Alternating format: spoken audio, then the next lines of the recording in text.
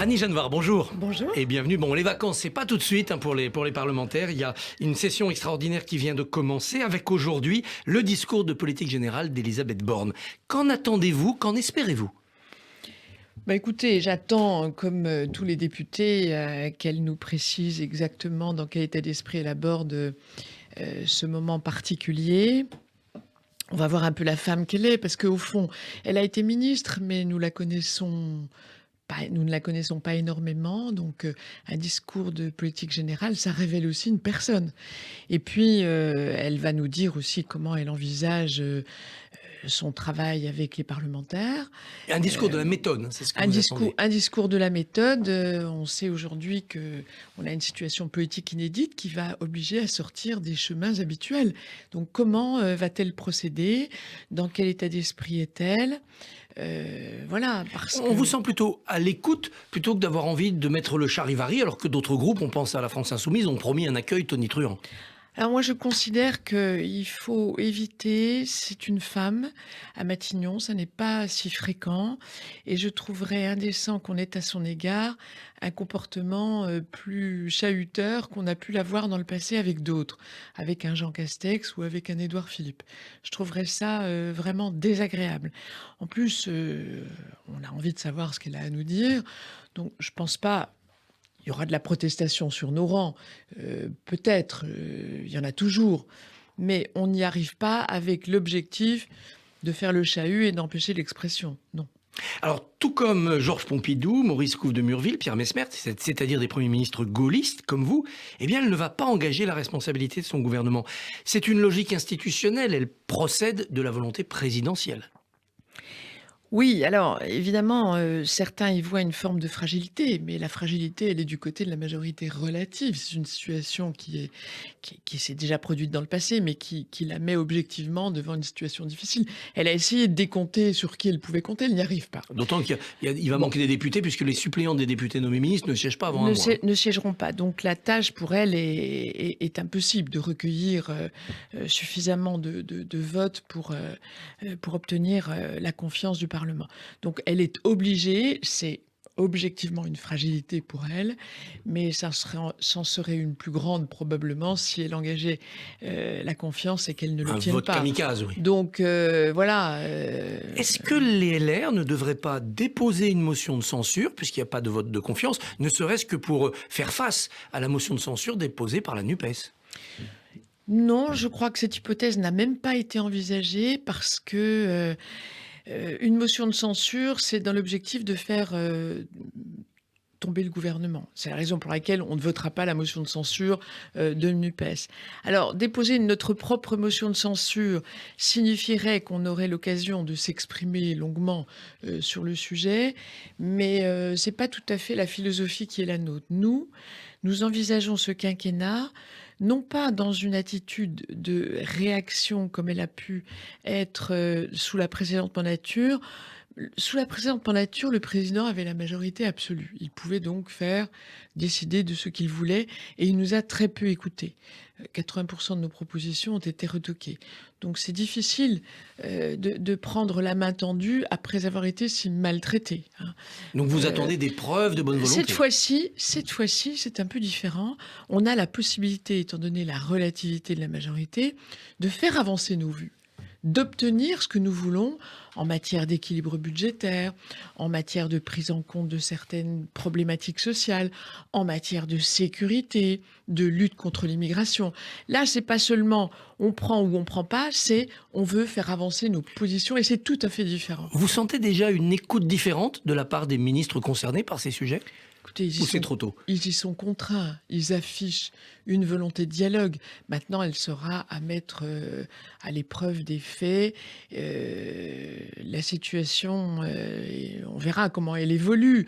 J'ai vu que Franck Riester avait été nommé missionné pour aller braconner sur nos terres. Bon. Braconner ou discuter, il a le oui, profil, discuter, non, pour vous parler. Discuter, bon, c'est quelqu'un qu'on connaît bien, mais enfin qui a quitté nos rivages depuis longtemps. On n'est pas dupe ni naïf. Discuter, bien sûr, mais on ne va pas renoncer à ce que nous croyons utile aux Français pour quelques discussions aimables. Il faut du concret, il faut du vraiment la volonté de prendre en compte ce que nous avons à proposer. Texte par texte, article par article, et ça risque d'être vite épuisant, cette recherche en permanence d'un compromis. Écoutez, je ne vois pas d'alternative. Nous n'avons pas voulu entrer au gouvernement. Nous n'avons pas voulu nous autodissoudre dans la Macronie parce que ce serait une forme de trahison des électeurs qui nous ont élus. Donc l'alternative, c'est ça. C'est texte par texte et sur chaque texte, pouvoir faire avancer nos propositions pour sortir la France des ornières dans lesquelles elle se trouve. Vos électeurs, à Morteau, à Pontarlier, ils attendent du concret ou ils attendent de vous plutôt du blocage pour essayer de provoquer d'autres élections plus rapidement? Non, personne n'attend le blocage, en tout cas pas chez nous. Ni les députés qui ont été élus, ni nos électeurs. Je pense que même affaiblis, nous gardons une image de sérieux d'un parti qui a exercé des responsabilités et qui veut en exercer à nouveau. Et on ne sera certainement pas dans le blocage parce que nul ne le comprendrait, d'autant que la situation de la France s'est aggravée objectivement. L'idée de voter parfois, comme les députés du Rassemblement national, ça pose un problème au sein de votre groupe ou ça peut arriver?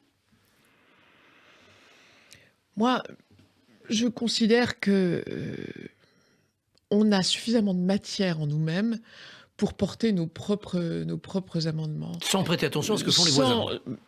Je ne dirais pas sans prêter attention, mais sans nécessairement se mettre dans la roue de tel ou tel. 3 femmes à la manœuvre côté majorité, Elisabeth Borne, Yaël Braun-Pivet, Aurore Berger. Ça vous touche personnellement et vous vous dites, tiens, il y a peut-être quelque chose à faire, elles seront peut-être plus à l'écoute?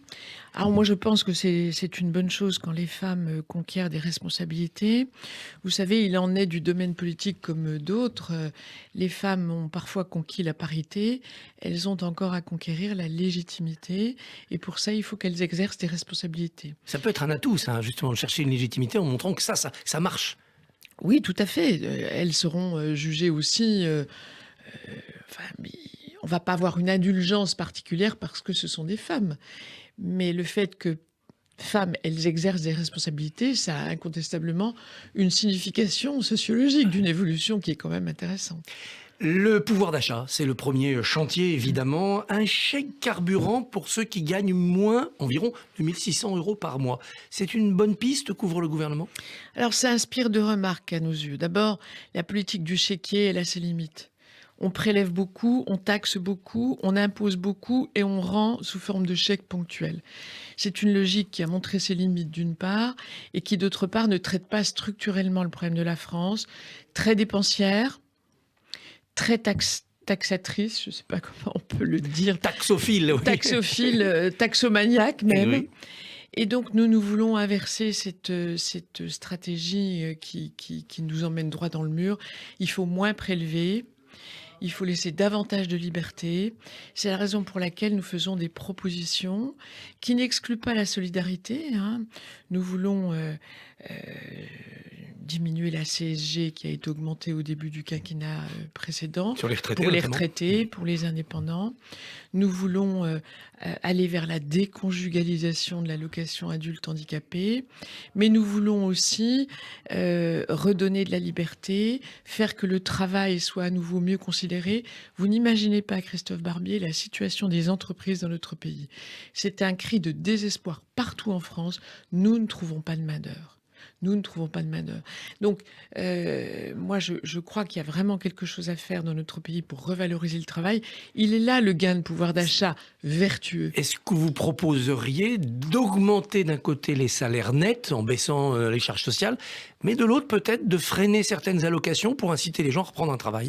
Alors, il est clair qu'il y a quelque chose à faire de cet ordre-là.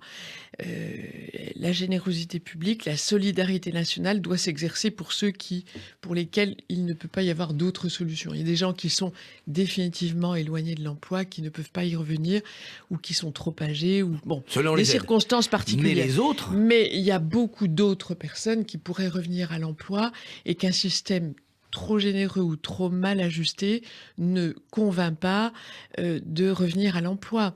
Lorsque une mère de famille isolée aura intérêt à rester chez elle et s'occuper de ses enfants plutôt que de retourner à l'emploi pour un gain supérieur de quelques dizaines d'euros, il faut la comprendre. Donc il y a des tas d'ajustements qu'il y a à faire pour remettre les gens au travail.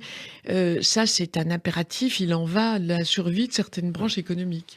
Alors vous présidez aussi le parti Les Républicains dans une forme d'intérim. Ça veut dire quoi un intérim? Ça veut dire que vous préparez la bataille interne pour prendre le parti?